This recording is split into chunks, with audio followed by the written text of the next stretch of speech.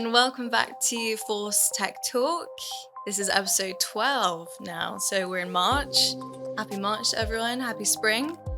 Today, got all three of us here, Ben, Karen, and I. We're going to talk about memory modules. We thought it would be a good one to do because, from a sales point of view, we've seen a huge influx in people requesting replacements to memory modules. So we thought it'd be a good one to discuss the history about memory modules, discuss the types of memory modules that we can offer, and just generally why we think that's a market trend that we're seeing at the moment in the obsolescence world. So I'll pass over to Karen to talk about the history of memory modules. The history, yeah, that goes back quite a bit. Yeah, you can offer some insight. Yeah, so basically, I started my career in memory modules, actually working for a manufacturer. This is one of their this book. You can see it's very well thumbed through. Well I've read. probably looked at every one of these over the years, and it's dated 1991 from our bookshelf here. So yes, I've started my career in memory modules, and the whole concept of it was that people wanted more memory, but the industry just couldn't keep up with it. So one of the very first things that we made was a 4 meg E squared prom, and we made that using 4 1 meg E squared proms. In fact, I think we've got some samples here, and basically put them on a substrate, 2 on the top, 2 on the bottom, some decoders in the middle, and the footprint was the same as a 4 meg E squared prom. And that led on. So those modules were sort of the footprint for the next generation. So when the 4 meg E squared prom was developed by people such as Atmel, who's now Microchip, they went with that footprint, the 32 pin dip. So that was the reason. And then more and more people wanted higher and higher memory. And as I say, the industry was just not keeping up with it. And now it's exactly the same. I think the biggest memory you can get in a single chip is maybe is a flash or a DDR. I mean, DDR and DRAM went way ahead of the stuff we see. Very high now, but certainly people just don't want to replace if they've got, they can't move on to an ASIC or a later memory device that has that sort of single chip high density. Yeah. They have to stick with what they originally got, otherwise requalification. So and it's the pinouts. And in the early days, and I'm sure we'll show you some pictures. We did some great stuff. We brought out a thing called VersaPack. Now the VersaPack was a substrate about that thick. It had 4 little tiles on it, and you could put an SRAM, an E squared, and an EEPROM on it. Only the little 32 KB 8s at the time, but that was a great thing. And that was a great thing for people who wanted 3 different technologies on one chip. It was a PGA. Again, we had the decoders underneath, but that was a great chip. And then we started stacking modules. So we had to bring out a special SLCC. For those who don't know, that's a very slim LCC. It's a rectangular one. And then we started stacking modules. And people still have those in designs. Yeah. So obviously dense pack isn't around anymore. And I loved building them. I mean, some of the stuff that we built was great, and customers were like, "Well, yeah, that's 10 times the memory that I could ever want." So and it's still today. And I think with the memory or the manufacturers getting together, so there's going to be less of them, and Microsoft and AI taking up a lot of the memory. I think that's just why we're getting more inquiries for this old stuff. Yeah, because they just can't get the stuff to put on the boards anymore. Yeah, I agree. And Ben made a good point that customers don't want to be reworking or kind of designing and changing their boards. They want to keep the same footprint. They want to keep everything as close to the original as possible. So if they can still get a replacement to the memory module they need, then why would you do an ASIC? Why would you do another route? So I think from my point of view, hearing from customers and what they're asking for and why they're asking for it, I think that's one of the biggest things. They're worried that they won't be able to get things like you said, and they're worried the engineers don't want to have to do too much reworking. So, and rightly so. Why would you?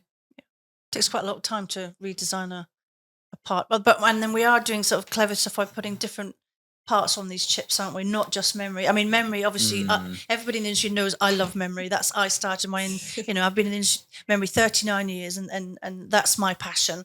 And manufacturing is my passion.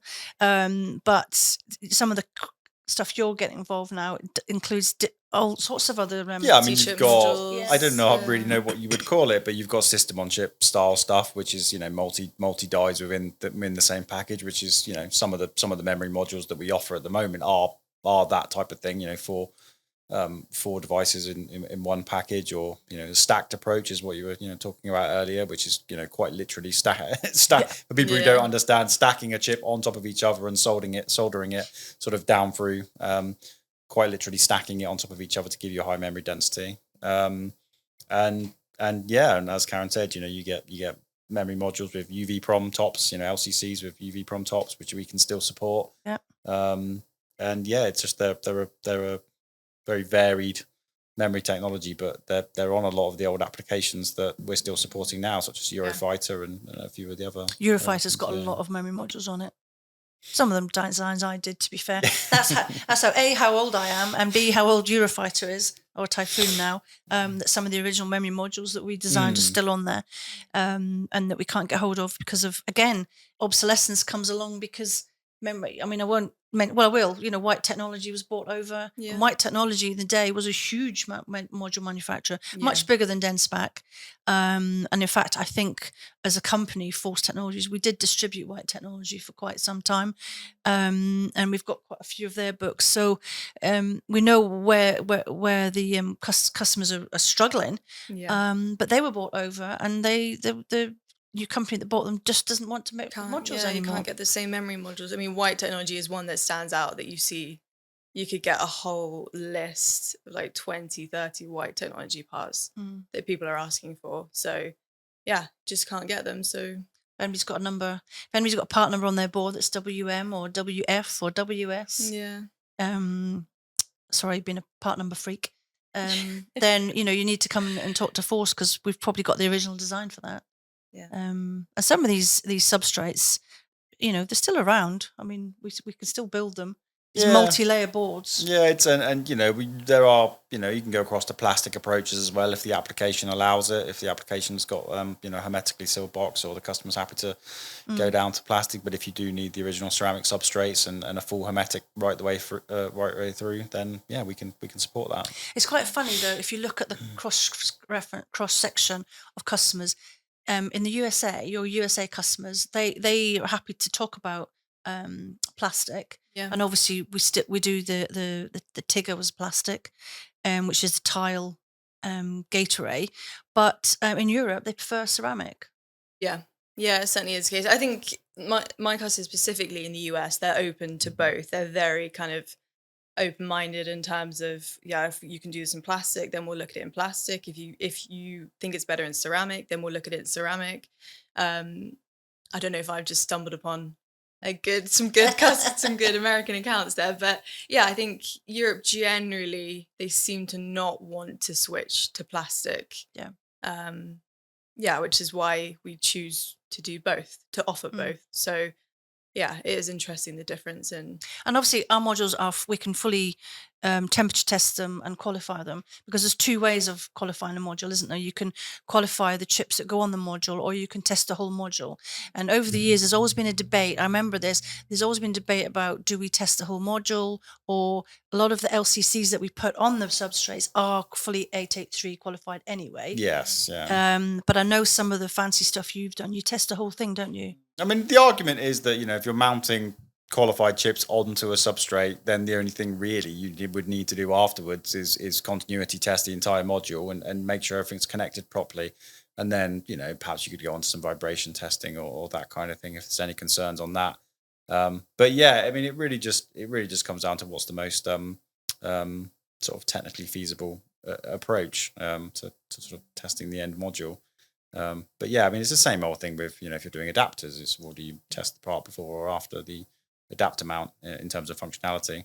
So yeah, it's a Yeah, shock and vibration is a big thing, isn't it? definitely, yeah. It's always a concern with these modules, but they're very rugged and reliable, and as proven by the fact they've been in use for the last sort of 20, 30 years.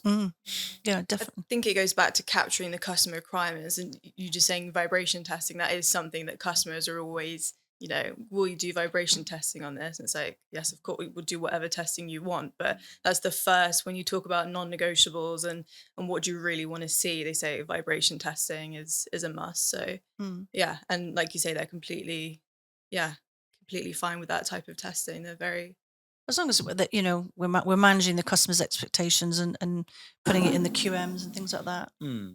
But yeah, I'm quite excited. I'm not sure engineering is going to be that excited when I bring out the list of parts that we're going to be making, or Charlotte's going to bring to you. So let's hope engineering's got the bandwidth for that. So if anybody out there's got problems with memory modules from some of the old people in the industry and you're worried what to do about it, please get in touch with Force Technologies, because we are the people to help. And next time we will talk about how far we're getting with the range. So from Charlotte and from Ben and myself, thank you very much.